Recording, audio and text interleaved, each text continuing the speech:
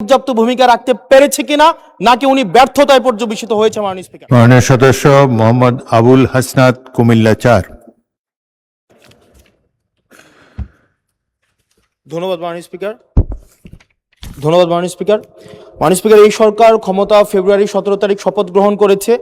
এর পূর্বের 6 মাসে ইন্টারিম গভর্নমেন্টের সময় প্রতিদিনে হত্যা হয়েছে, প্রতি মাসে হত্যার গড় ছিল 260 জন, যেটা বর্তমানে 311 জন। এই সরকার ক্ষমতা গ্রহণের পূর্বের 6 মাসে খুন হয়েছে 1780 জন, যেটা এই সরকারের 6 মাসে খুন হয়েছে 1789 জন। নারী ও শিশু নির্যাতন পূর্বের 6 মাসে ছিল 10,090 জন, এটি এই 6 মাসে হয়েছে 11,165 জন। পুলিশের উপরে হামলা হয়েছে 275টি, যেটি এই সরকারের প্রথম 6 মাসে হয়েছে 317টি। গণপিটুনি দিয়ে 2025 সালের পুরা বছরে 166 জনকে হত্যা করা হয়েছে, যেটা এই সরকারের 6 মাসে সেটির সংখ্যা পৌঁছেছে 120 জন। ব্রাহ্মণবাড়িয়াতে কনসার্ট বন্ধ করে দেওয়া হয়েছে, নৌকাবাজ বন্ধ করে দেওয়া হয়েছে। সেখানে মাননীয় স্বরাষ্ট্রমন্ত্রী বলেছেন যে ব্রাহ্মণবাড়িয়ার একটা কালচারাল একটা জেলা, সেই জেলায় নাকি গান বাজনা সিনেমা নাকি বন্ধের মতোই। আজকে আপনার মাধ্যমে মাননীয় স্বরাষ্ট্রমন্ত্রীর কাছে প্রশ্ন, এই 6 মাসে মাননীয় স্বরাষ্ট্রমন্ত্রী কি law and order situation restore করতে পেরেছে কিনা এবং আইনের শাসন সেটি প্রতিষ্ঠিত করতে উনি পর্যাপ্ত ভূমিকা রাখতে পেরেছে কিনা নাকি উনি ব্যর্থতায় পর্যবেসিত হয়েছে। মাননীয় স্পিকার। মাননীয় স্বরাষ্ট্রমন্ত্রী। ধন্যবাদ মাননীয় স্পিকার। এটা প্রশ্ন হলো না পল্টনের বক্তৃতা হলো বুঝতে পারিনি। আইন শৃঙ্খলা পরিস্থিতির উন্নয়নে 6 মাসে স্বরাষ্ট্রমন্ত্রী সফল হয়েছে কিনা এটা একটা প্রশ্ন। তারপর ব্রাহ্মণবাড়িয়া জেলায় সিনেমা হল কেন নাই সেটা আরেকটা প্রশ্ন।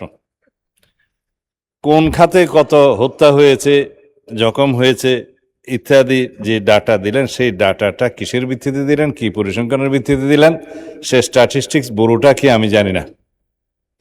মাননীয় স্পিকার, আইন শৃঙ্খলা পরিস্থিতির উন্নতি হয়েছে কি হয় নাই সেটা তো দৃশ্যমান। বাংলাদেশে আজ পর্যন্ত বর্তমান সরকার দায়িত্ব নেওয়ার পর থেকে এই মুহূর্ত পর্যন্ত যত হেনিয়াস ক্রাইম হয়েছে, অপরাধ সংগঠিত হয়েছে, 24 ঘন্টা 48 ঘন্টা ক্ষেত্রের মধ্যে 7 ঘন্টার ভিতরে অপরাধী গ্রেপ্তার হয়েছে, আইনের আওতায় আনা হয়েছে। এবং সামাজিকভাবে যে কোনো স্পেসিফিক ঘটনা যদি আপনারা বলতে পারেন, সেই স্পেসিফিক ঘটনা আমি 300 বিবৃতি দিতে পারবো। আজ পর্যন্ত সামাজিক চাহিদার ভিত্তিতে এবং যেগুলো আলোচিত হয়েছে, যেগুলো আলোচিত হয়ও নাই, সেরকম যেগুলো ঘটনা অপরাধ সংগঠিত হয়েছে, সেটা সমাজের চাহিদার ভিত্তিতে সংক্ষিপ্ত সময়ের মধ্যে যাতে বিচার কার্য সম্পন্ন হয় সেজন্য আমরা সহযোগিতা করেছি। বিচার করার তো জুডিশিয়ারির কাজ। এইভাবে রামিসা থেকে শুরু করে রংপুরের ইদানিং 4টা যে হত্যা হলো সেই পর্যন্ত সমস্ত কিছু দ্রুততম সময়ের মধ্যে এই পুলিশ বাহিনী, আইন শৃঙ্খলা রক্ষাকারী বাহিনী গ্রেফতার করতে সক্ষম হয়েছে এবং আইনের আওতায় নিয়ে এসছে। এখানে কোথায় কি ব্যর্থতা আছে বলতে হবে। মানে স্পিকার স্পেসিক্যালি ডালাও ভাবে স্বরাষ্ট্রমন্ত্রী ব্যর্থ হয়েছে বা আইন শৃঙ্খলা রক্ষাকারী বাহিনী ব্যর্থ হয়েছে বা এই সরকার আইন শৃঙ্খলা পরিস্থিতি উন্নতি হয় নাই, এগুলো পল্টনের বক্তব্য চলে। এটা সংসদে তথ্যভিত্তিক কথা বলতে হবে। যদি কোনো স্পেসিফিক ঘটনার কথা আপনারা বলেন, সেই ঘটনার প্রেক্ষিতে আমরা 300 বিধিতে বক্তব্য দিতে পারবো মানে স্পিকার। কিন্তু যদি কাগজ নিয়ে বলা হয় এতটা হত্যা হয়েছে, এতটা ঘুম হয়েছে, সেটা তো কিসের স্টেটমেন্ট আমরা জানি না।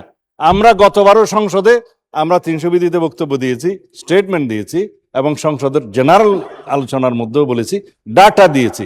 তার মধ্যে আমরা প্রত্যেকটা পরিসংখ্যান করে প্রত্যেকটা অপরাধ ভিত্তিক চিত্র আমরা তুলে ধরেছিলাম। তখন কেউ বলতে পারে না মানে স্পিকার। সুতরাং যদি কোনো স্পেসিফিক ঘটনায় বাংলাদেশের আইন শৃঙ্খলা রক্ষাকারী বাহিনী বা স্বরাষ্ট্র মন্ত্রণালয় ব্যর্থ হয়েছে কি হয় নাই, সেই বিষয়ে যদি আপনারা নোটিশ আনেন তখন আমরা ডিবেট করতে পারবো। ধন্যবাদ মাননীয় স্পিকার।